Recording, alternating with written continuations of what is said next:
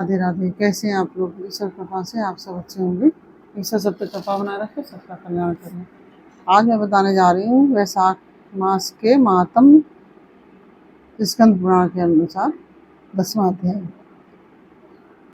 वैशाख मास के महात्म श्रवण से एक सर्प का उद्धार और वैशाख धर्म के पालन तथा राम नाम जप से व्याध का वाल्मीकि होना, इसका वर्णन करने जा रहे हैं आपसे। और ये वर्णन इस प्रकार से है। सुतदेव कहते हैं, तदंतर व्याध सहित शंख मुनि ने विस्मित होकर पूछा, तुम कौन हो और तुम्हें यह दशा कैसे प्राप्त हुई थी? सर्प ने कहा कि पूर्व जन्म में मैं प्रयाग का एक ब्राह्मण था। मेरे पिता का नाम कुशीद मुनि और मेरा नाम रोचन था। मैं धनांगय, अनेक पुत्रों का पिता और सदैव अभिमान में दूषित था। बैठे बैठे बहुत बकवाद किया करता था। बैठना, सोना, नींद लेना, मैथुन करना, जुआ खेलना, लोगों की बातें करना तथा सूद लेना, यही मेरे व्यापार थे। मैं लोक निंदा के डर से नाम मात्र के शुभ काम करता था, सो भी दंभ के साथ। उन कर्मों में मेरी श्रद्धा नहीं थी। इस प्रकार मुझ दुष्ट और दुर्बुद्धि के कितने ही वर्ष बीत गए। तदंतर इसी वैशाख मास में जयंत नामक ब्राह्मण प्रयाग क्षेत्र में निवास करने वाले पुण्य आत्मा द्विजों को वैशाख मास के धर्म सुनाने लगे। स्त्री पुरुष, क्षत्रिय, शूद्र, वैश्य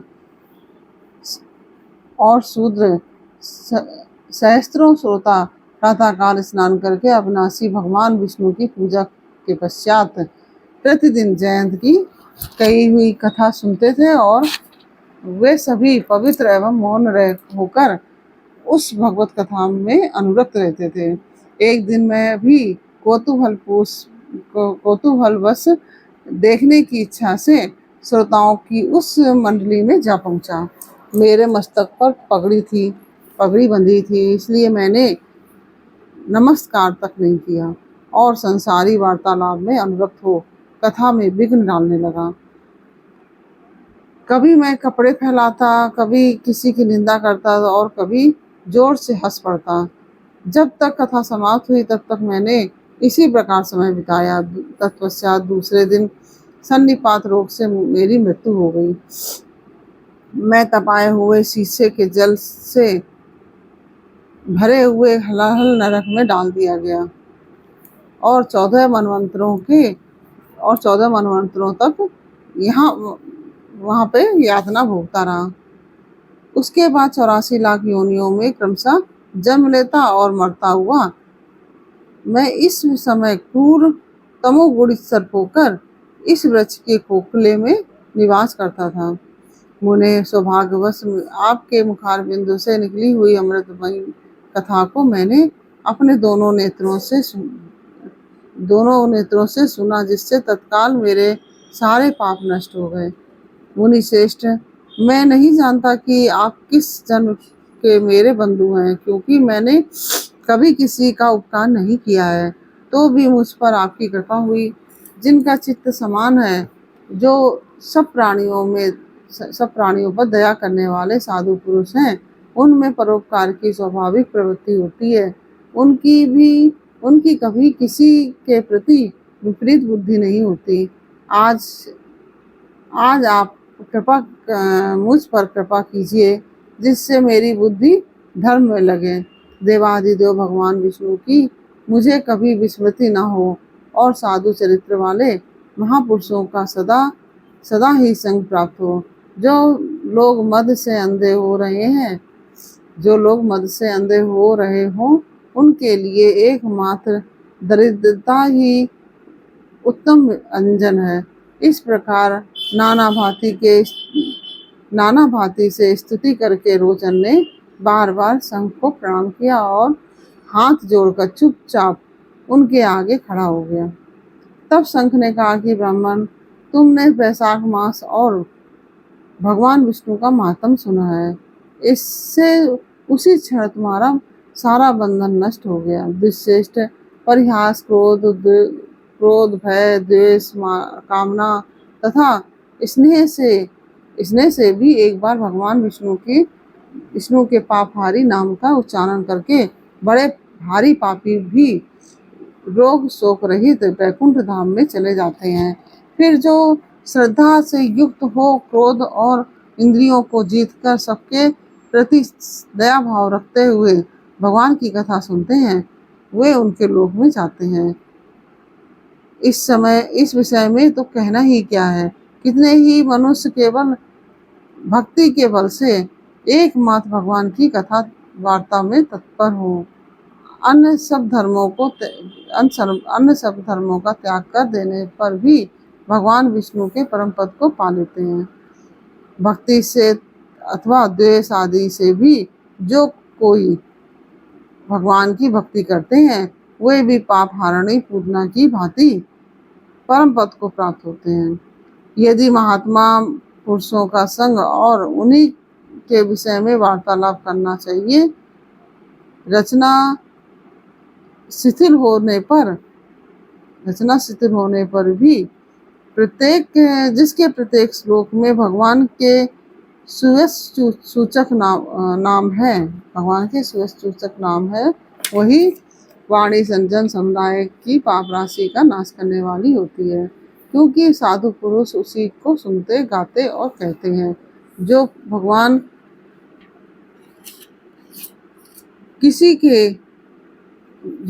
किसी से कष्ट साध्य सेवा नहीं चाहते, आसन आदि विशेष उपकरणों की इच्छा नहीं रखते और सुंदर रूप और जवानी नहीं चाहते, अपितु एक बार भी स्मरण कर लेने पर अपना परम प्रकाशमय वैकुंठ धाम दे डालते हैं, उन दयालु भगवान को छोड़कर मनुष्य किसकी शरण में जाए।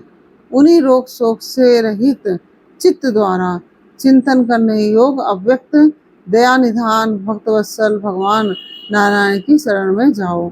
महामते वैशाख मास में कहे हुए इन सब धर्मों का पालन करो, उससे प्रसन्न होकर भगवान जगन्नाथ तुम्हारा कल्याण करेंगे। ऐसा कहकर शंख मुनि व्याध की ओर देखकर चुप हो रहे। तब उस दिव्य पुरुष ने पुनः इस प्रकार कहा, मुने, मैं धन्य हूँ, आप जैसे दयालु महात्मा ने मुझ पर अनुग्रह किया है। मेरी कुत्सित योनि दूर हो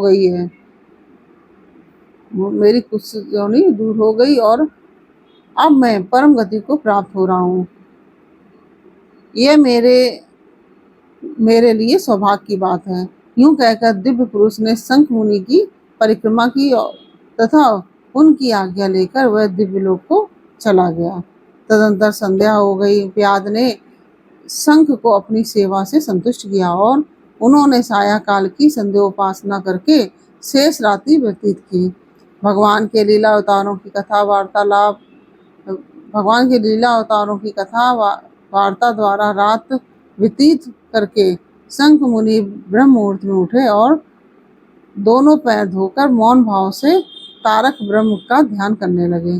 तत्पश्चात शौच आदि क्रिया से निवृत्त होकर वैशाख मास में सूर्योदय से पहले स्नान किया और संध्या तर्पण आदि सब कर्म समाप्त करके उन्होंने हर्ष युक्त हृदय से व्याध को बुलाकर उसे राम इस 2 अक्षर वाले नाम का उपदेश दिया, जो वेद से भी अधिक सुखकारक है।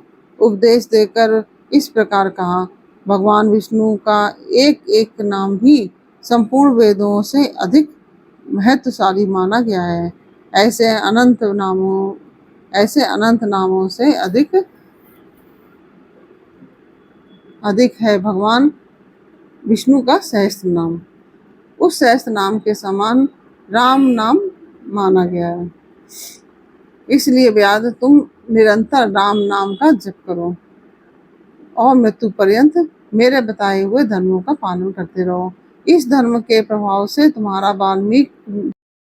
वाल्मीकि में दूसरा जन्म होगा और तुम इस पृथ्वी पर वाल्मीकि ऋषि के नाम से प्रसिद्ध होगे। व्याध को ऐसा आदेश देकर मुनिवर शंख ने दक्षिण दिशा को प्रस्थान किया।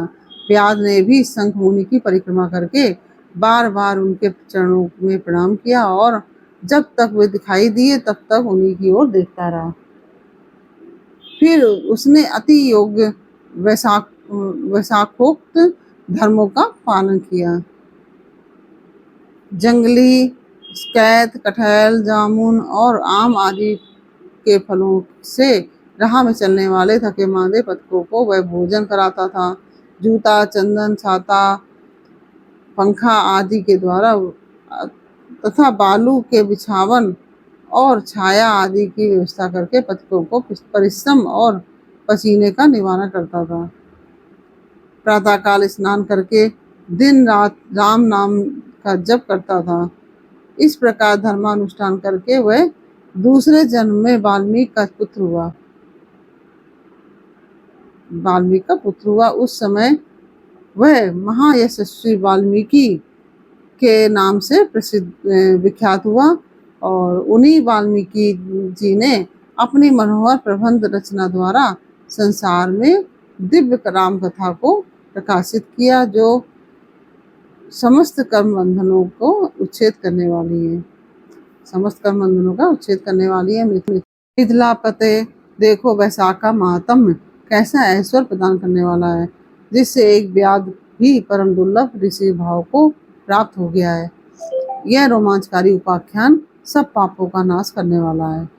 जो इसे सुनता और सुनाता है वह पुनः माता के स्तन का दूध पीने वाला नहीं होता। इस प्रकार से यह अध्याय पूर्ण हुआ। यह अध्याय आपको कैसा लगा ये मुझे कमेंट बॉक्स में अवश्य बताइए। अच्छा लगा हो तो वीडियो को लाइक शेयर कीजिए और कमेंट में राधे राधे अवश्य लिखिए। फिर मिलते हैं आपसे अगले अध्याय के साथ अगले वीडियो में। तब तक के लिए राधे राधे।